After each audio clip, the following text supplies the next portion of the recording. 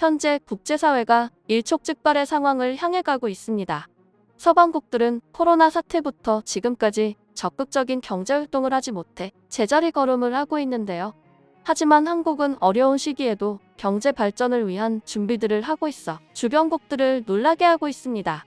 과연 한국이 어떠한 준비를 하고 있던 것인지 자세히 알아보겠습니다. 얼마 전 아프리카의 중심에 위치한 우간다 엔테베 공항에서 놀라운 일이 벌어졌습니다. 우간다인들은 한국인들을 향해 엄청난 환영 인사를 했습니다. 엔테베 공항은 1976년 팔레스타인 세력과 독일 지식인이 에어프랑스 항공기를 납치해 이스라엘 국적 승객 239명을 억류했고, 이를 이스라엘 정예 부대가 투입돼 인질 전원을 구출한 엔테베 작전이 있었던 것으로 유명한 공항입니다. 당시 작전은 2018년 영화로 만들어져 전 세계에 알려졌고, 당시 구출 작전은 현 네타냐후 이스라엘 총리가 지휘했습니다. 2007년 수도 캄팔라에 문을 연 엔테베 국제공항은 그동안 시설 예방점검, 유지보수, 장애 발생 현황 복구 등 공항시설 관리는 대부분 수작업으로 기록 보관했습니다. 2000년대 세워진 공항인데도 수작업으로 관리를 했다니 믿기지가 않는데요. 수작업으로 관리를 하다 보니 공항 운영에 가장 중요한 항공기 운항과 이착륙, 승객, 화물 등의 운항 정보도 수작업으로 진행돼 공항 운영에 오류가 발생하면 신속한 대응이 어려웠으며 정보 전달이 늦어 운항 지연이 반복됐습니다. 이에 요에리 무세베니 우간다 대통령은 2013년 방한해 엔테베 국제공항을 동아프리카 허브 공항으로 만들고 싶다며 한국 정부에 선진화 시스템 구축을 요청했습니다. 그 결과 얼마 전 아프리카의 진주로 불리는 우간다 엔테베 국제공항은 한국 정부의 지원으로 선진 항공 운영 시스템을 갖춘 첨단 공항으로 재탄생했습니다. 한국국제협력단은 한국공항공사와 함께 2014년부터 올해까지 한화로 133억 원을 투입해 국제공항 시스템 개선 사업을 펼쳤다고 23일 밝혔습니다. 한국 정부의 도움으로 엔테베 공항은 주요 시설물과 장비 점검의 80%, 항공기의 위치와 상태 등 항공에 필요한 시스템이 전면 자동화됐으며, 관제탑 높이가 낮아 활주로 상황을 제대로 확인할 수 없었는데 관제형 CCTV를 설치함으로써 안전과 보안도 개선됐습니다. 국제민 간항공기구가 권고하는 성능 기반 항행 이행률은 목표였던 70%를 넘어 100%를 달성했습니다. 또한 공항 이용객의 편의를 위한 대형 LED와 키오스크도 설치했다고 전했습니다. 심지어 한국은 우간다에 직원들을 파견해 매뉴얼 숙지부터 서비스 교육까지 도왔습니다. 이에 김태영 포이카 우간다 사무소장은 사업을 통해 공항의 이용객 관리 역량은 기존 200만 명에서 350만 명으로 향상됐고 100% 자동화 시스템으로 동아프리카 항공교통의 허브로 발돋움했다고 전했습니다. 이처럼 우간다는 한국 덕분에 세계 무대에 내놔도 남부럽지 않은 공항을 갖게 되었습니다. 한편 한국의 공항 시스템은 여러 나라에서 도입하고 싶어하는 것 중 하나입니다.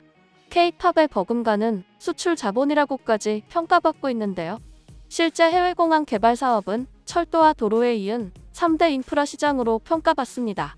공항은 이미 단순하게 비행기를 타는 곳이 아니라 한 국가의 첫인상이기도 하며 첨단 시대에 걸맞게 에어시티, 도심항공 모빌리티 등 역량이 필요해 해외 공항 수주는 엄청난 국가 산업입니다.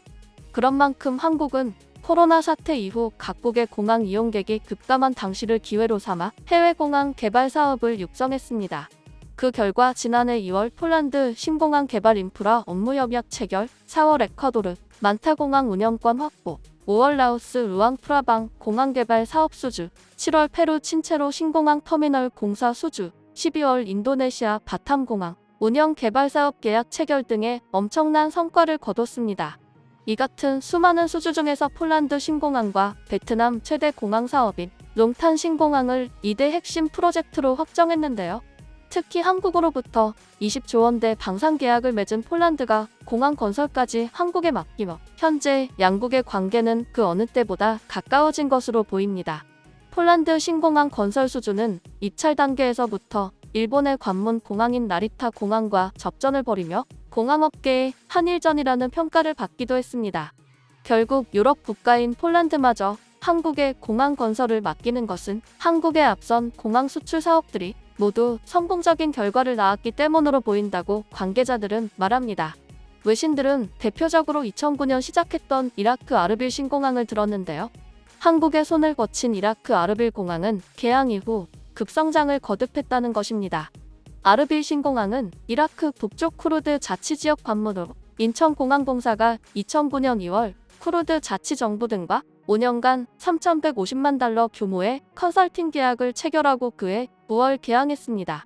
아르빌 공항이 거둔 성과는 개항 초 대비 여객 131%, 화물 수송량 124%씩 각각 늘어났으며 또 취향 항공사는 기존 17개사에서 25개사로 17개 노선은 29개로 70.6% 확대됐습니다. 이와 함께 공항의 안정적 운영으로 일평균 운항 횟수, 여객수, 화물 운송량 증가세가 지속될 것으로 외신은 봤습니다.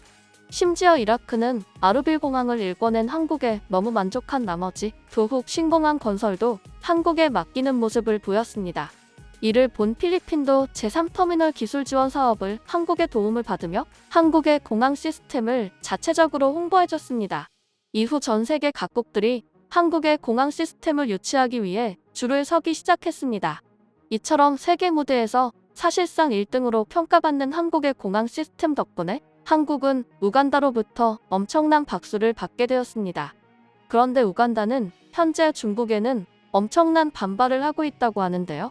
사실 우간다 정부는 우간다의 유일한 국제공항인 엔테베 공항을 확장하기 위해 중국 수출입은행에서 2억 달러, 약 2,400억 원을 빌렸습니다. 그런데 이것은 스리랑카를 디폴트로 몰고 간 중국의 1대1로 사업이었습니다. 중국이 제시한 불공정한 대출 조항을 받아들이지 말았어야 했다. 작년 10월 마티아 카사이아 우간다 재무장관은 의원들 앞에서 고개를 숙였습니다. 코로나로 경제가 어려워져 중국에 돈을 빌렸지만 갚지 못해 인프라를 중국에 뺏길 위험에 처했기 때문입니다. 불과 2년 전만 하더라도 중국에 뺏길 일은 절대 없다며 자신만만하던 그는 얼굴을 들지 못했습니다. 현재 1대1로의 피해자로 스리랑카 다음은 우간다라는 말이 나오고 있습니다. 하지만 전문가들은 지금은 시작이고 앞으로 셀 수 없이 많은 아프리카 국가들이 같은 처지가 될 것이라고 지적했습니다. 중국은 미국의 패권을 뺏기 위해 엄청난 영토와 인구를 자랑하는 아프리카를 조용히 공략하기 시작했습니다. 중국 고위 관리가 한번 방문했다 하면 차이나머니가 쏟아졌습니다. 그렇게 지금까지 앙골라, 우간다, 에티오피아, 잠비아 등 아프리카 40여 개 국가가 1대1로 사업에 참여했습니다. 그러던 중 코로나 사태가 시작되며 아프리카의 경제는 무너져 중국의 도움을 호소했지만 중국은 들은 척도 안 했습니다. 사실 이러한 사태는 트럼프 정부에서 가장 우려하던 모습이었기에 트럼프 정부는 중국의 1대1로 사업을 강하게 비판했습니다. 하지만 중국이 아프리카에서의 영향력을 계속해서 확대하자 미국은 올해 아프리카를 순방하며 미국과 아프리카의 파트너십을 강조하는 새 아프리카 전략을 제시했습니다. 그러자 중국은 미국을 견제하며 향후 10년간 무역에 초점을 맞춰 아프리카와의 관계를 더욱 강화할 것이며 아프리카의 천연 자원에 계속 투자하고 아프리카를 식량 공급원으로 보고 농업 관련 지출을 늘릴 것이라고 분석했습니다. 이처럼 현재 수많은 아프리카 국가들과 우간다가 중국의 위협을 당하자 한국 네티즌들은 한국에 아무런 이득도 없는 우간다에 왜 굳이 공항 시스템을 전수해줬냐고 주장하기 시작했습니다. 이에 관계자들은 당장은 한국에 아무런 이득이 없을지라도 우간다는 아프리카의 진주라는 명칭답게 비옥한 토양, 풍부한 광물과 에너지 자원이 매장돼 있지만 아직 개발이 되지 않은 신개발 국가이기에 투자할 가치가 있다고 말합니다. 특히 이미 우간다 국민들은 중국에 대한 반발이 강해지고 있는 반면 자신들의 엔테베 공항을 위해 헌신적인 노력을 해준 한국에 대해서는 상당히 우호적인 모습을 보인다는 것입니다. 처음부터 우간다의 인프라를 노리고 접근한 중국과는 차원이 다른 한국의 진심 어린 태도를 우간다인들도 아는 것입니다. 앞으로 우간다가 스리랑카와 같은 절차를 밟지 않기를 바랍니다.